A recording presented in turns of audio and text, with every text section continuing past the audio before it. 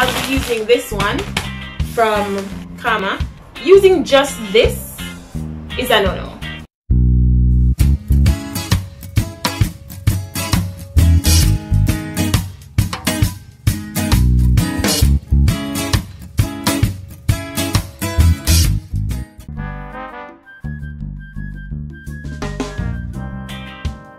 There are two very important things when repotting your aloe vera plant. One, the type of pot you choose, and two, the soil. So let's first look at the pot.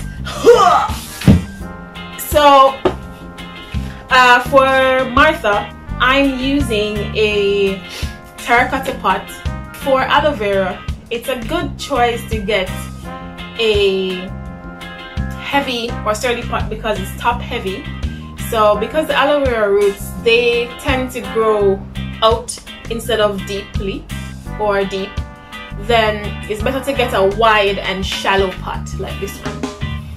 And you have to ensure that, of course, it has a drainage hole because aloe hates sitting in water.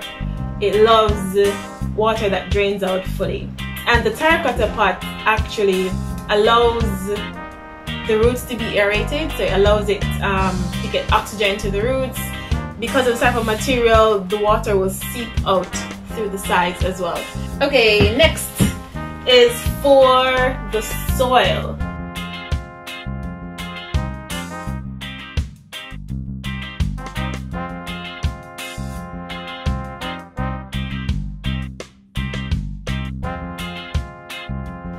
So aloe vera doesn't like a lot of water in the soil because, you know, the leaves and the roots are actually filled with so much water in itself, so giving it excess water is too much. So because it's a succulent, you can use a succulent potting mix or cactus potting mix. Today I'll be using this one from Kama. So this potting mix has cocoa coir, it has peat moss, and the little white grains that you see is perlite. Using just this is a no-no. So this will actually hold on to moisture, and we're not pre-moistening it before because we're gonna let it sit and rest in the pot for a few days before we give it water because we don't want it to go into any further shock. I will also be adding peat moss to my mix. Peat moss doesn't clump together. It will allow for more aeration and it takes a longer time to degrade in the soil. So I'm adding a bit of peat moss, a little bit more because the actual soil mix already has in peat moss. So maybe like a third of the entire mix will be peat moss. So let's just, no, I'm making a mess. Yeah, well, soap and water, bathe and bare things. Okay, so that's the peat moss. However, now because peat moss can increase the acidity of the soil, and the aloe vera prefers a neutral or alkaline soil, I'm going to add a little bit of leaf compost to it. So this will help to neutralize the pH so it's not so acidic or too acidic for the soil, and it will add necessary nutrients that the aloe vera can take up. See how rich that is? Now I won't use too much of this because it can make the soil waterlogged, so it can hold on to the water, but this has so much organisms in it, beneficial organisms for the plants. So I'll just use a little bit, again maybe like a quarter of the entire mix.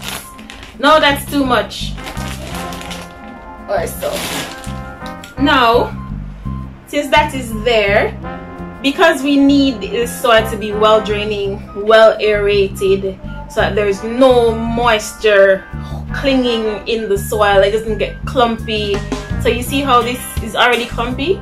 This means that once water isn't in this. So once water is added to this, it's gonna just keep it for days, and that's gonna cause root rot, and it will kill the aloe vera. So you have to be very careful. So what I'm going to do is, first I'm going to add So I'm going to add perlite. Now what the perlite does is it breaks up the soil and it allows air to flow through, it allows the water to flow through. You could just settle with this. I should wear a mask. So you could just settle with this, it'll be fine. The perlite will, you know, or you could use bark as well, like tree bark that you buy from the store, right? So you know that it's a good quality. And if you can't, what I will now add, I will add some sand. The sand works just as the perlite does. So the sand will, you know, cling to the molecules of the soil.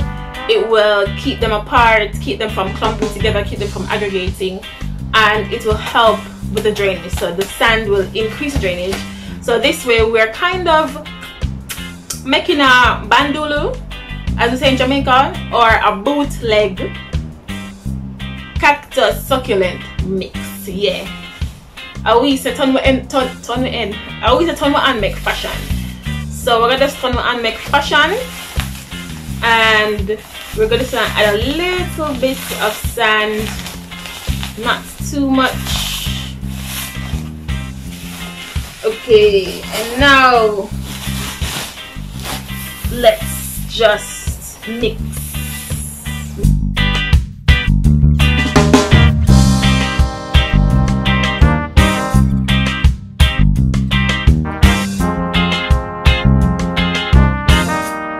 Now for our pot. So I'm going to cover this hole so that the soil doesn't seep out. Now I'm going to use this. What it does is I'll put it in there and it will, you know, help with drainage.